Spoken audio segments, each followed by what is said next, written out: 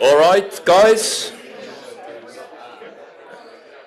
Can we find the seats, please? At least quiet. Right, so I see Sven is still on the outside, but that's all right.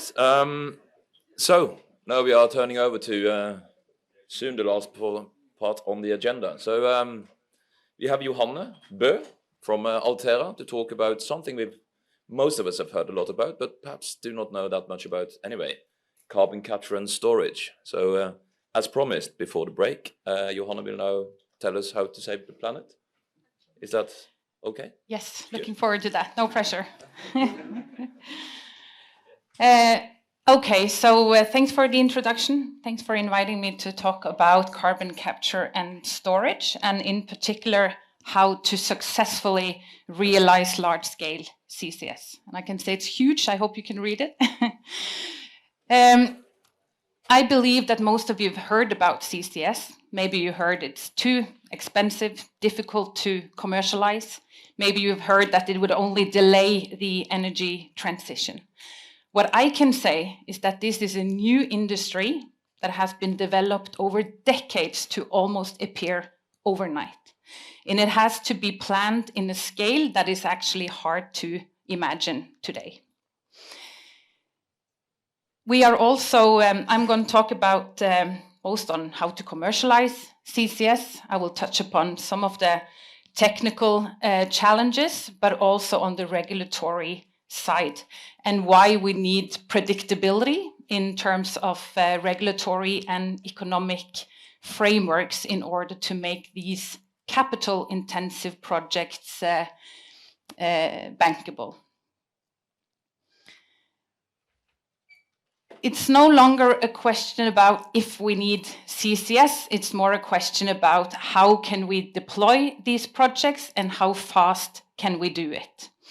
The EU Commissioning is doing a great job in order to stimulate the industry, ensuring that we get the right regulatory frameworks in place so that we can start deploying this new industry. And as Simpson said, no CCS, there will be no Green Deal for Europe. And it is now recognized that without CCS, we will not be able to reach our climate targets. I was participating in a few panels in the COP27 in Sharm el-Sheikh last year, and I was a bit worried because there have been some concerns, as I mentioned, about delaying the energy transitions. We have been in many discussions with environmental NGOs, but now it's really about implementation. Due to the geopolitical challenges we have today with the war in Ukraine and the following energy crisis, we see that the energy transition takes too much time. We need to mitigate and we need to be pragmatic. And we get some questions also, is it just greenwashing? But again, this is about finding a solution because we don't have much time and we need to act now.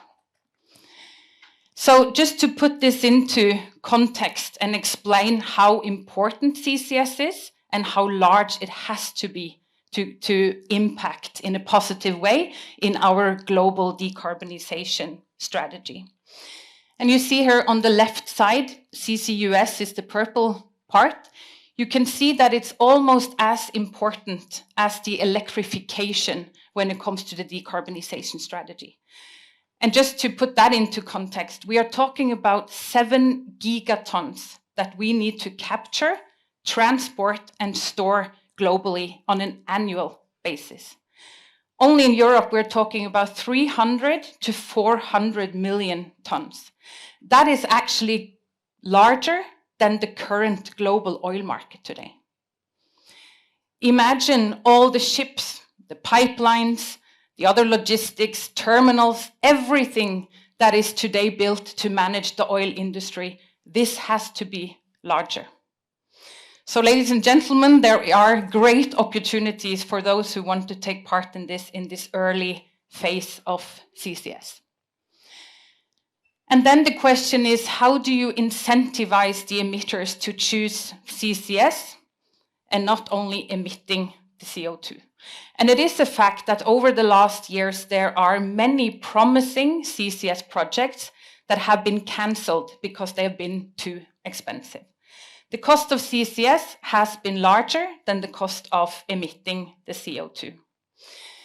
So then you can see our benchmark when we are targeting our full CCS cost is the ETS price. This is a political-driven market, but you can see the trend here. It has now hit 100 euro per ton to emit the CO2, meaning that we would need to build a CCS value chain for the entire value chain from capture to storage for less than 100 euros per ton.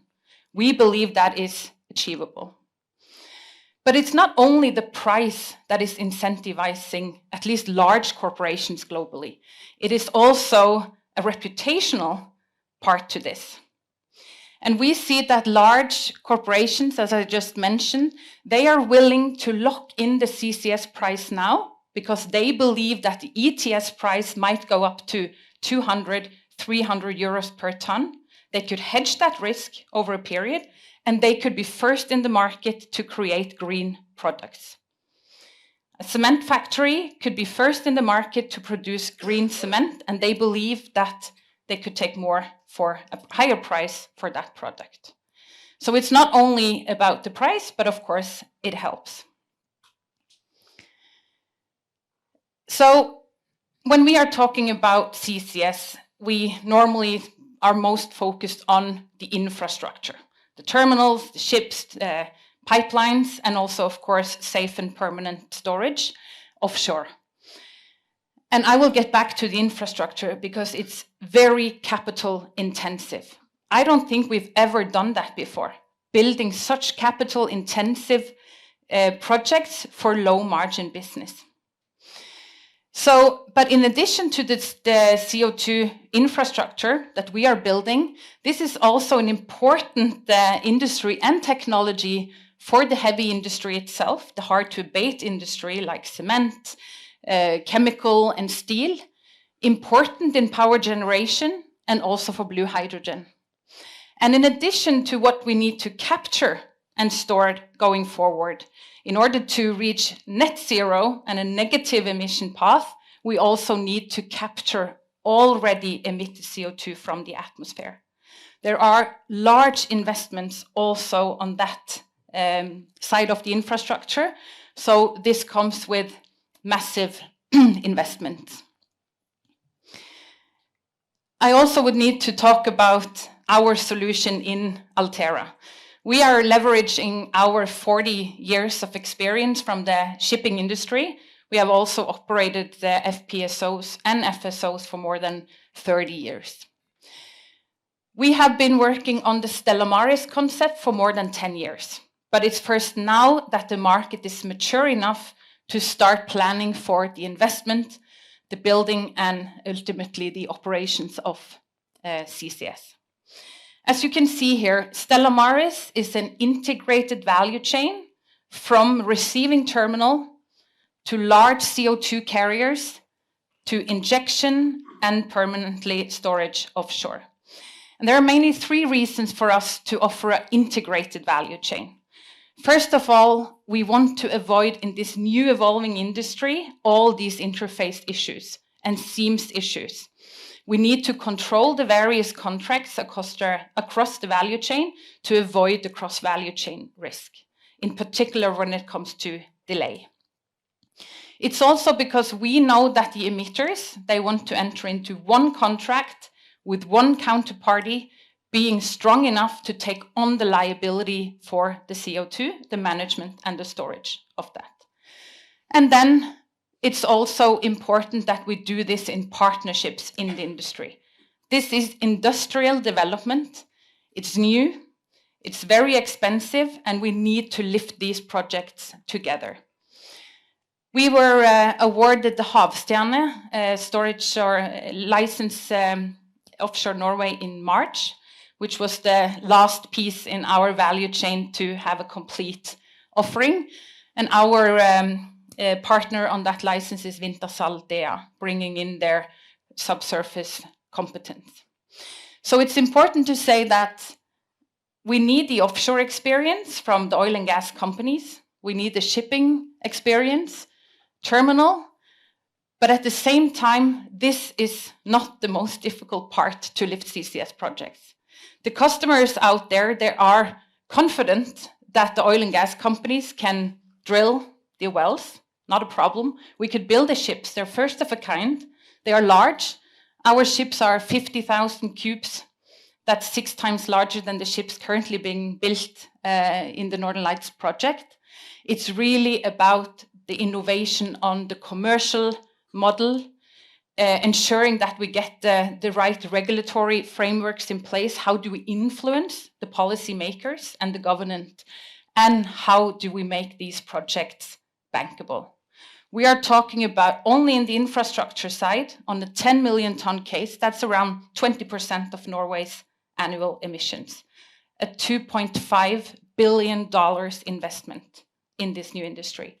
If you're including the capture and the first mile logistics, it's around $5 billion in a low margin business. This is waste management. This is not a commodity. We are dealing with something, a negative value project that everyone just wants to get rid of. So driving down cost, how do we do that?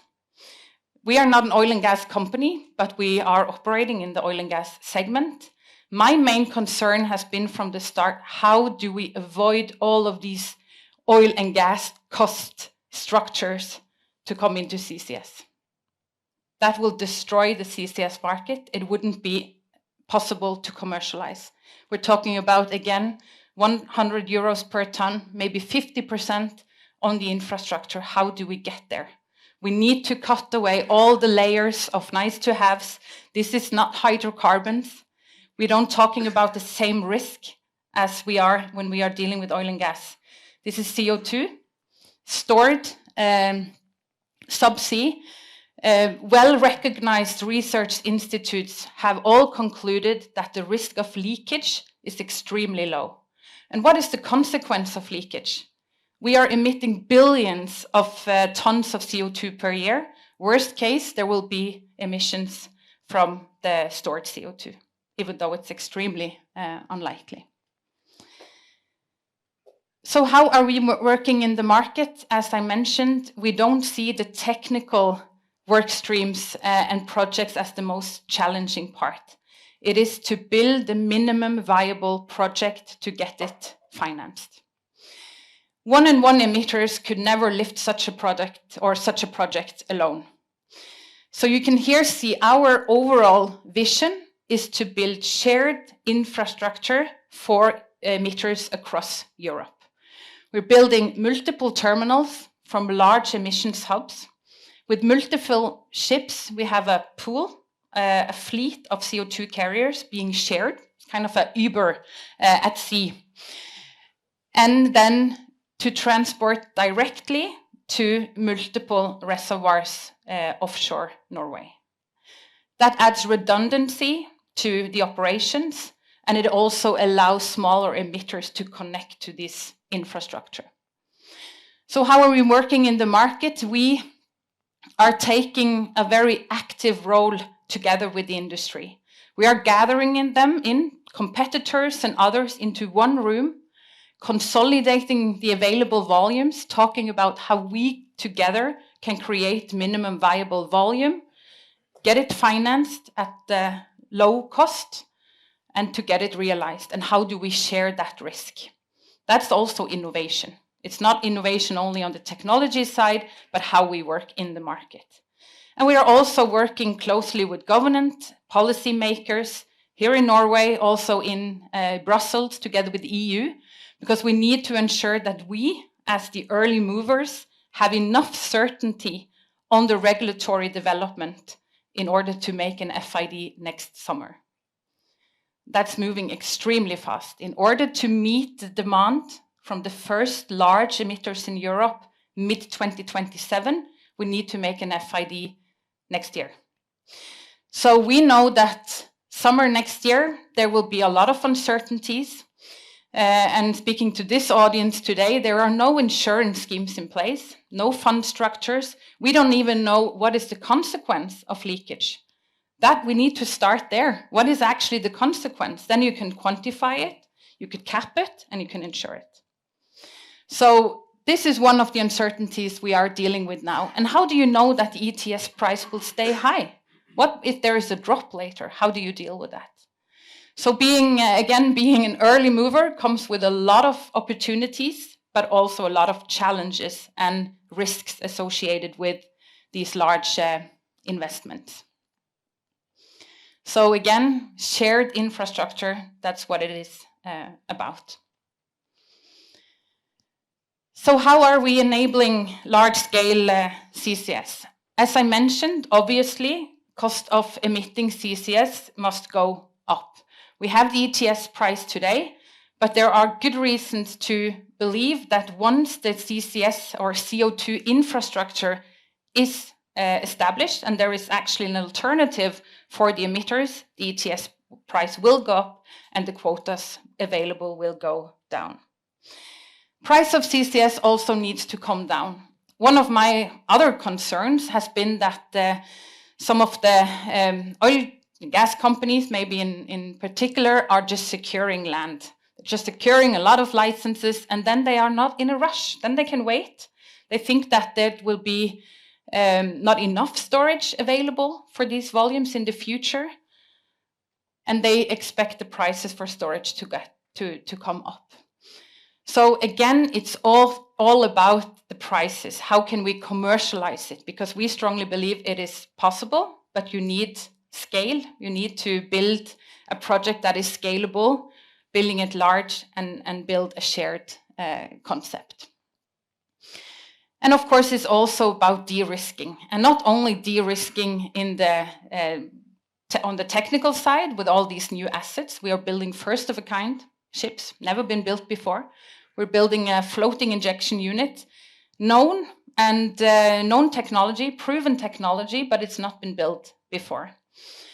But it's also about, as I mentioned, regulatory frameworks. How do we now ensure that the most important parts are coming in place before we start operations? It will not be perfect in the beginning, but this is just one of the parts we are working on. And then bankability. 70% of the unit price is CapEx cost. How do we attract the lower cost of capital? That is to build a CCS project that can attract infrastructure like capital. That's how we need to shape this. And how do you do that? You need to have a new commercial model in place, allowing for full visibility through the new value chain, and ensuring that you have robust counterparties, long-term contracts, maybe a take or pay principles, at least for the early volumes. So that's where we are coming from the beginning, how to make it bankable. That was our starting point. Everything has been developed based on that for us.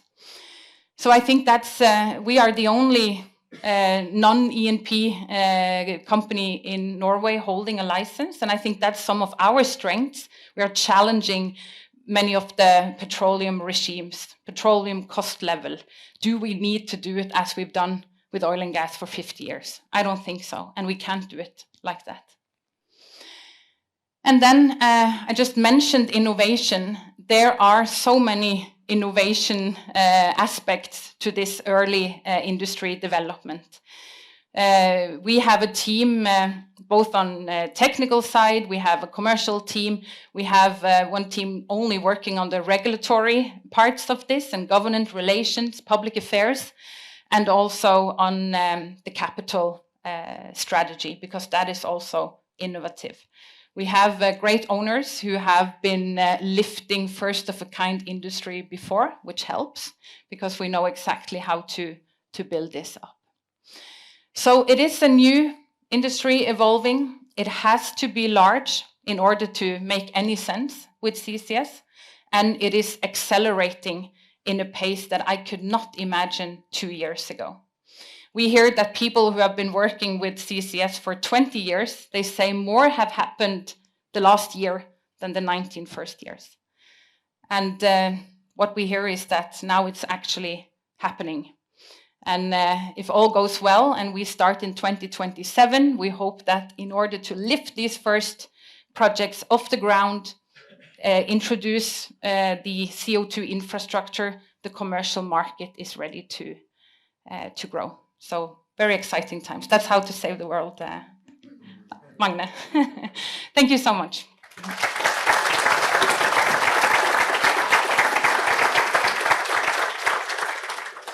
Surely there must be loads of questions now. Maybe. Siggy, surprise.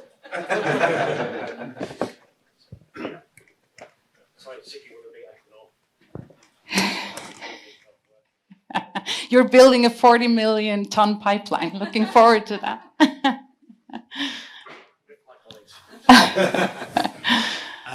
A couple of questions, if I may. I personally think it's fantastic having someone else come in to challenge the oil and gas, because we need to remember that on the oil and gas side, we took out CO2 so we could sell the damn stuff.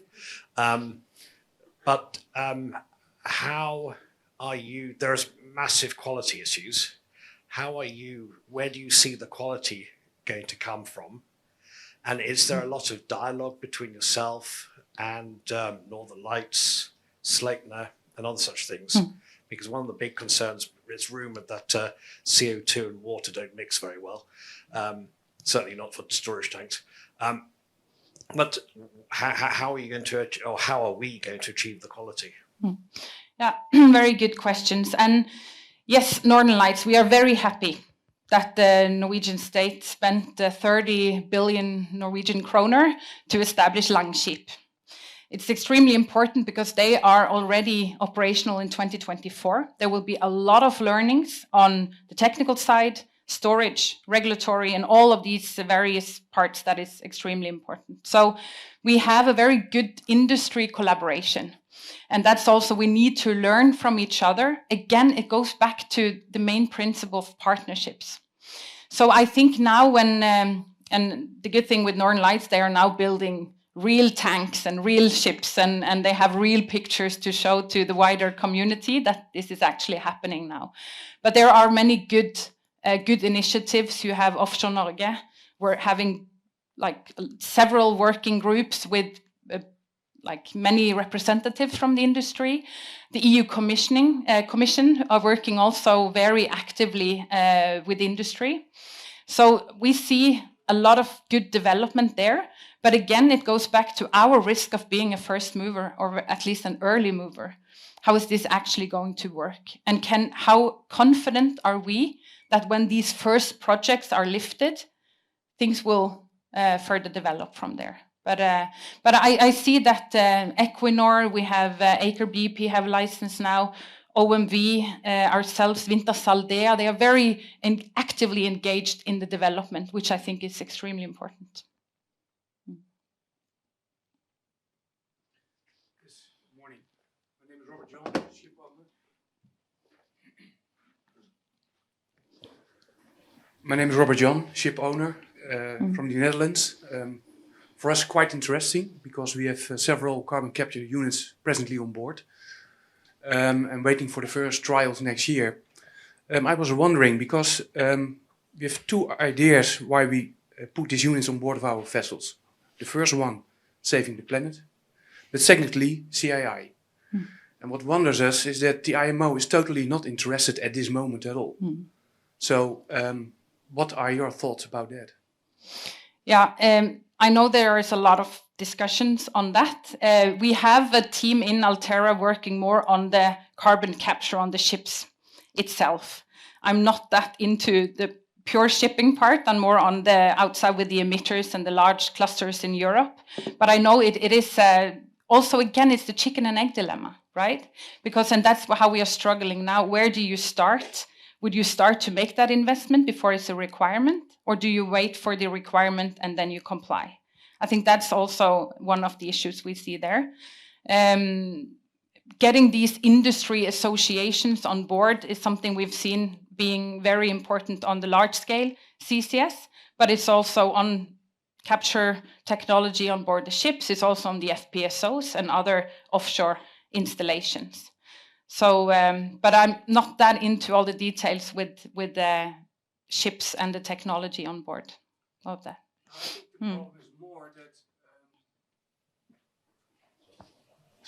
I think the problem is more that as long as IMO is not adopting the CII or the carbon capture system and the recycling of the CO2, the ship owner is to do it on good behavior. Yeah. But the good behavior is always costing money, and there's nothing coming into return. If you can use it as your CII deduction and obtaining in that way a better rating for your vessels above the 5,000 tons, you motivate ship owners to make these investments. And my question is more, is there also contact with IMO to convince them how important this system is? I know there is such dialogue. It is. And it goes also back to how do you incentivize emitters or ship owners to apply this technology? Because you say it comes with a cost. So if you're not incentivized to actually do it in economic or reputational, or there could be many reasons for being first with this technology, then it's a big ask from the industry and from ship owners to make that investment. And many of them wouldn't get the investment, right? Because it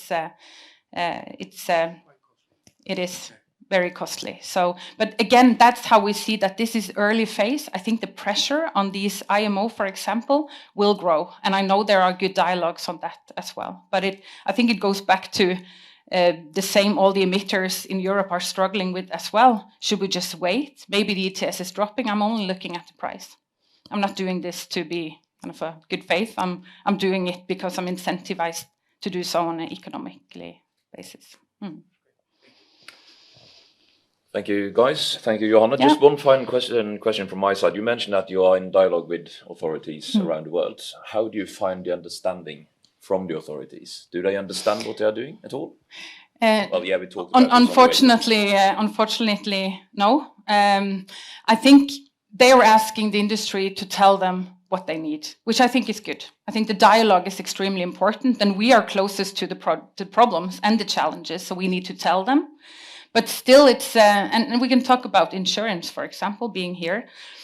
We try to start on that dialogue with the Norwegian government, because who should take the largest risk here? If we can insure it, who could then ensure that we are all covered? It takes years to capitalize a new fund. So we need something intermediate for us now to start on these operations. And I think they're really from now, the government is not taking such a liability, and, just go on, find a way to deal with it. And then just imagine what kind of responsibility they have on oil and gas, which is a high-risk business. So I think that is challenging.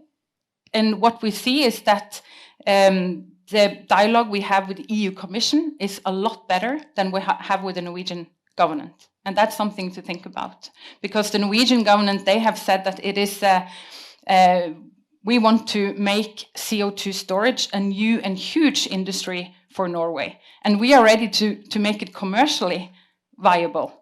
But if we are moving too slow in Norway, Denmark is moving really fast. Same we can see with the Netherlands, and also other UK also moving extremely fast. So if we don't have a more supportive government wanting to push this in the right direction, why would we sail from the Netherlands and pass Denmark to come to the Norwegian continental shelf? We don't have to do that. We don't need to make the investments in Norway, but we want to be part of an industrial development in Norway.